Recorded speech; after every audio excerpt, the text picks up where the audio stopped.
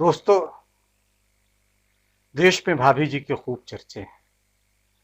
भाभी जी की चर्चा करूं इससे पहले एक गुजारिश है कि अगर आपने बादब बामुलाजा को अभी तक सब्सक्राइब नहीं किया है तो इसे सब्सक्राइब करें, लाइक शेयर करें और बेल आइकन जरूर दबाएं।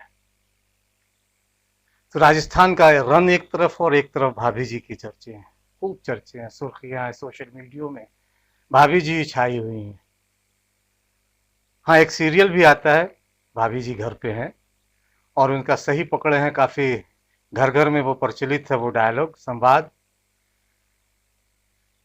और ये चर्चा मुद्दतों से है, भाभी जी की जो ये चर्चा है, खास के भाभी जी के जब से धारावाहिक आए तब से भाभी जी की चर्चा है। और अब अपने मोदी जी के मंत्री हैं अर्जुन राम मेघवाल, केंद्रीय मंत्री है, राजस्थान से ही आते हैं। उन्होंने कोरोना काल में भाभी जी को हिट कर दिया। भाभी जी अभी खबरों में हैं, जैसा मैंने कहा कि सोशल मीडिया पर हैं, और मंत्री जी के नाम के साथ अब भाभी जी के भी खूब चर्चे हो रहे हैं। दरअसल अब एक भाभी जी पापड़ का उन्होंने बाजार में पेश किया तो इसकी चर्चा होनी ही थी। चर्चा इसलिए हुई कि उन्होंने इसे कोरोना महामारी से एक औषधि की तरह इसे बताया। इसे बताया कि इससे खाने से कोरोना संक्रमित लोग भी ठीक हो सकते हैं। तो हो सकता है कि भाभी जी सीरियल से ही पापड़ के निर्माताओं को ये लगा हो कि भाभी जी नाम दिया जाए तो इससे इसका अपने आप प्रचार होगा, क्योंकि भाभी जी एक लोकप्रिय सीरियल है, लोकप्रिय धारावाहिक है, तो इससे प्रचार होगा। लेकिन हम इस कोरोना काल में तरह तरह के कॉमेडी हम देख रहे हैं।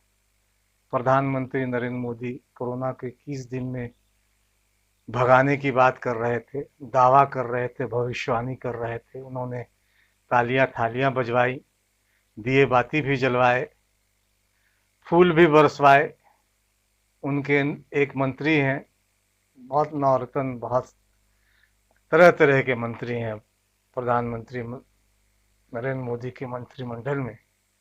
तो तरह तरह के, वो एक ने गो कोरोना कहा कि बस इससे तो अब कोरोना भाग ही जाएगा, तो वो गो कोरोना कहकर भागते दिखे। और अब उनके एक मंत्री हैं जो पापड़ को कोरोना के लिए सही मान रहे हैं, यानी कॉमेडी ही कॉमेडी। तो नई कॉमेडी लेकर आए हैं अर्जुन राम मेघवाल। बीकानेर से सांसद है, केंद्रीय मंत्री हैं, कुछ अजब गजब बातें करते हैं, अपने पहनावे के लिए मशहूर है, खास के पगड़ियों के लिए। एक जमाने में वो साइकिल से भी जाते थे, संसद जाया करते थे, ये खैर अच्छी बात है। और राजस्थान की परंपरागत पगड़ियों की को भी हम उनके वजह से ज़्यादा बेहतर तरीके से उत्तर भारत के लोग जान पाए हैं। रंग बिरंगी पगड़ियां वो पहन के संसद जाते थे। इन्हीं अर्जुन राम मेघवाल का एक वीडियो सोशल मीडिया पे वायरल हो रहा है। इसमें भाभी जी पापड़ का पैकेट पकड़े हैं और दावा कर रहे हैं कि यह महामारी से लड़ने में मददगार है। उन्होंने कहा कि पापड़ खाने से मानव शरीर में एंटीबॉडी तैयार होंगे। उन्होंने ट्वीट किया, बीकानेर के पापड़, भुजिया और रसगुल्ले बहुत मशहूर हैं। मैं वोकल फॉर लोकल की भूमिका का समर्थन करता हूं और आप सभी को अपने क्षेत्र के स्थानीय उत्पादों के बारे में वोकल बनने की चेन तैयार करें ताकि इस मुहिम को आगे बढ़ाया जा सके। पहले ही देश के डॉक्टरों को सोच लेना चाहिए था, 4 महीने बाद किसी ने कोरोना से लड़ाई के लिए कुछ तो बनाया, पापड़ ही सही। वैसे बाबा रामदेव भी कोरोना की दवा बनाकर फंस चुके हैं। अब बड़ी पापड़ बेल कर कोविड से बचने के लिए यह नायाब नुस्खा मिला है, इसे भी आजमा सकते हैं लोग। पहले देखें मंत्री जी क्या कह रहे हैं, क्या बोल रहे हैं। एक आत्मनिर्भर भारत अभियान के तहत भाभी जी पापड़ नाम से एक पापड़ निर्माता ने एक ऐसा ब्रांड निकाला है जिससे कोरोना वायरस से लड़ने के लिए जो एंटीबॉडी डेवलप होने के लिए जो साधन है, खाने के माध्यम से बॉडी में जाएंगे और कोरोना वायरस की लड़ाई में ये पापड़ मददगार साबित होगा। मुझे लगता है कि आत्मनिर्भर भारत अभियान में जो ये शुरुआत की है सुनील भंसाली जी ने, हम उनकी शुभकामनाएं देते हैं और वो अपने इसमें सफल होंगे ऐसी आशा करते हैं। भाभी जी की बात को अब किनारे करें, कहीं जाने दें, तो राजस्थान का रण अभी भी जारी है। सियासी उठापटक के बीच कोरोना से लड़ाई की बात कहीं पीछे छूट गई है। केंद्र सरकार राजस्थान सरकार को अस्थिर करने में लगी है। मुख्यमंत्री अशोक गहलोत ने राज्यपाल कलराज मिश्र को विधानसभा का सत्र बुलाने के लिए नया प्रस्ताव भेजा है। यह प्रस्ताव विधानसभा का सत्र बुलाने के लिए भेजा गया कि 31 जुलाई से विधानसभा का सत्र बुलाया जाए। विधानसभा सत्र का एजेंडा कोरोना वायरस महामारी बताया गया है। अशोक गहलोत 31 जुलाई से विधानसभा का सत्र बुलाना चाहते हैं। राज्यपाल के मुताबिक विधानसभा का सत्र बुलाने के एजेंडा, उन्होंने भी इस बात की पुष्टि की कि इसका एजेंडा कोरोना है। इसमें फ्लोर टेस्ट शब्द का जिक्र कहीं कोई जिक्र नहीं है। राज्यपाल ने जो बातें कही उसके प्रस्ताव में सत्र बुलाने की तारीख और कारण का उल्लेख नहीं किया गया। इससे पहले राज्यपाल एक प्रस्ताव को खारिज कर चुके हैं, जिसे लेकर अभी बहुत सियासी नौटंकी चली, सियासी ड्रामा चला। चूंकि भाजपा, भारतीय जनता पार्टी लगातार सरकारों को अस्थिर करने में लगी और राज्यपाल को लगातार मोहरा बना के इस्तेमाल कर रही है, और विपक्ष की पार्टी उस पर आरोप भी लगा रही है कि राज्यपाल अब केंद्र के एजेंट के तौर पे काम कर रहे हैं। बंगाल से लेके राजस्थान तक हम ये सारी कहानी देख रहे हैं। बंगाल में भी इसी तरह का खेल राज्यपाल कर रहे हैं। ममता बनर्जी सरकार से तो वहाँ टकराव बहुत ज्यादा है, और यहाँ भी राजस्थान में भी हम देख रहे हैं कि खेल अब राजभवन को में चल रहा है। हालांकि मंत्रिमंडल ने जिस प्रस्ताव को भेजा, अगर संविधान की बात करें तो इसे मंजूरी देनी चाहिए, सत्र बुलाने की मंजूरी देनी चाहिए। और ये कहा जा रहा है कि हो सकता है कि जल्दी वो इस पर विचार विमर्श करके अगर एक आध दो क्वेरीज हो तो पूछे, लेकिन सत्र बुलाने को वो बाध्य है और आज देर रात तक या कल सुबह तक वो इसका ऐलान भी कर सकते हैं। गहलोत के नेतृत्व में विधानसभा सत्र बुलाने की मांग को लेकर शनिवार को राजभवन के सामने प्रदर्शन भी किया गया। कांग्रेस फिर पूरे देश में राजभवनों के सामने प्रदर्शन करने जा रही है। सोमवार को इसकी योजना बनाई गई। सोमवार को ऐसा करेगी कांग्रेस। राज्यपाल कलराज मिश्र ने मुख्यमंत्री अशोक गहलोत को पत्र लिखकर 6 सवाल उठाए थे। पिछले जो प्रस्ताव भेजा था उन्होंने, और जिसको लेकर वो उन्होंने फिर राजभवन कूच किए, वहाँ विधायकों को लेके गए, विधायकों ने धरना दिया, तो उस पर 6 सवाल किए थे उन्होंने, जिसने यह भी कहा गया था कि विधानसभा सत्र के लिए कैबिनेट ने कोई अनुमोदन प्रदान नहीं किया, लेकिन इस बार कैबिनेट ने मंजूरी दी। हालांकि पिछली बार भी गहलोत सरकार का कहना था कि कैबिनेट की मंजूरी के बाद ही उन्होंने पत्र लिखा था। बहरा ये क्लियरिफिकेशन किया गया था राज्यपाल की तरफ से, लेकिन इस बार तो बाकायदा कैबिनेट की मुहर लगी है इस पे। और इसी के बाद कैबिनेट की मीटिंग बैठक भी बुलाई गई। इसमें राज्यपाल के सवालों पर भी चर्चा हुई। राजस्थान की सियासी जंग आर पार के चरण में पहुंच गई है।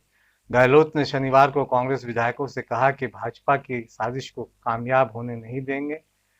इसके लिए उन्हें राष्ट्रपति भवन तक क्यों न जाना पड़े, जरूरत पड़ी तो प्रधानमंत्री के आवास का भी घेराव किया जाएगा और राष्ट्रपति से भी गुहार लगाई जाएगी।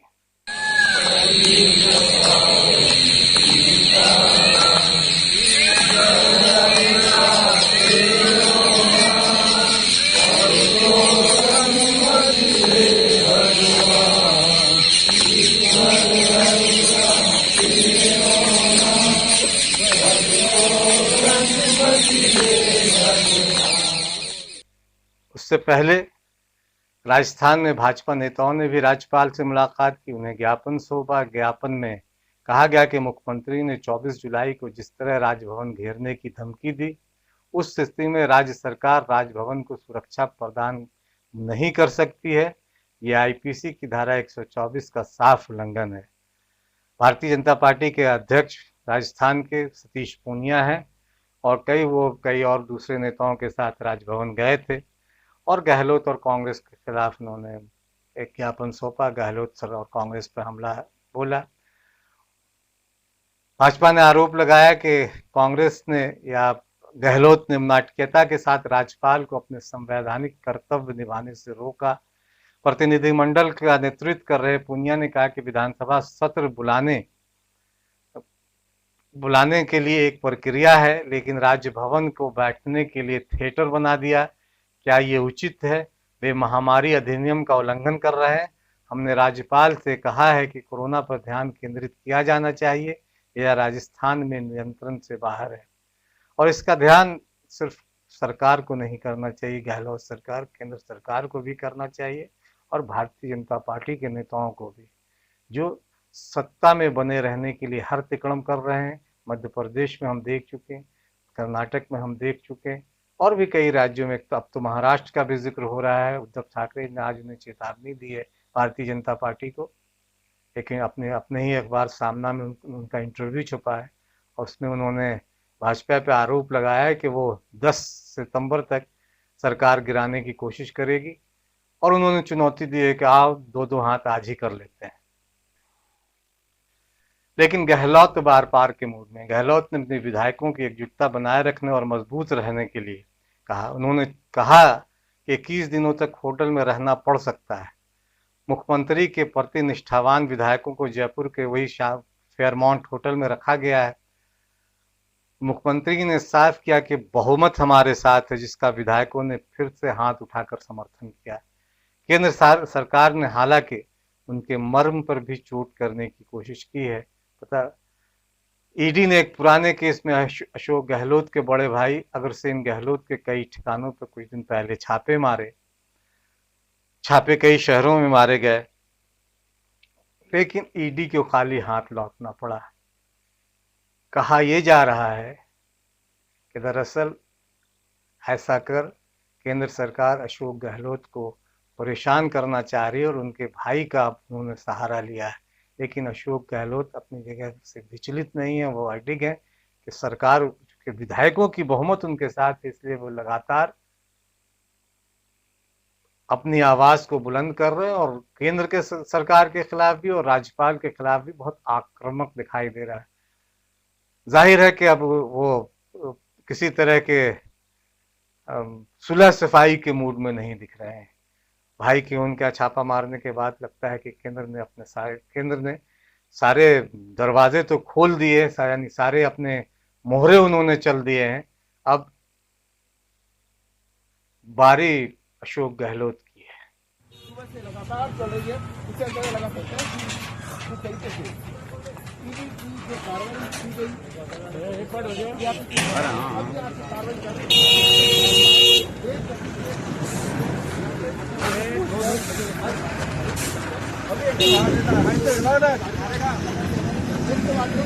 4 गाड़ियां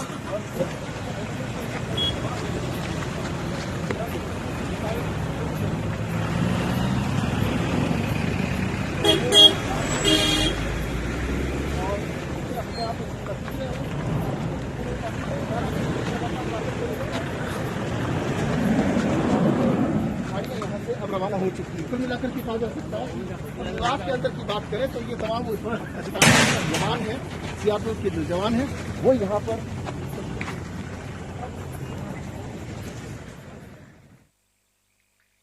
राजस्थान से पहले मध्य प्रदेश में हमने सत्ता परिवर्तन का खेल देखा और इस सत्ता के खेल में कोरोना को लेकर भारतीय जनता पार्टी कितनी जागरूक थी और किस तरह के एहतियात बरत रही थी, हम तमाम लोगों ने देखा।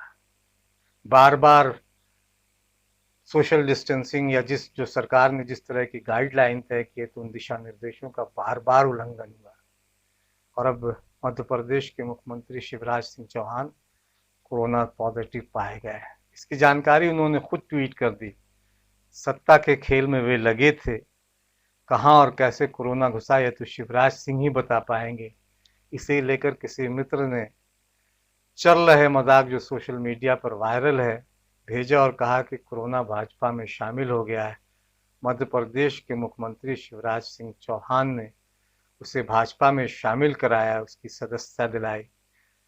वैसे तंज तो पूर्व मुख्यमंत्री कमलनाथ और दिग्विजय सिंह ने भी कसे हैं। लेकिन इन सब के बीच एक और जो बात यह है कि जो खबरें आ रही हैं, और खबर यह है कि रेलवे के पास अब पेंशन देने को पैसे नहीं है। उसने वित्त मंत्रालय के पास झोली फैलाई है, अच्छे दिन आ गए हैं।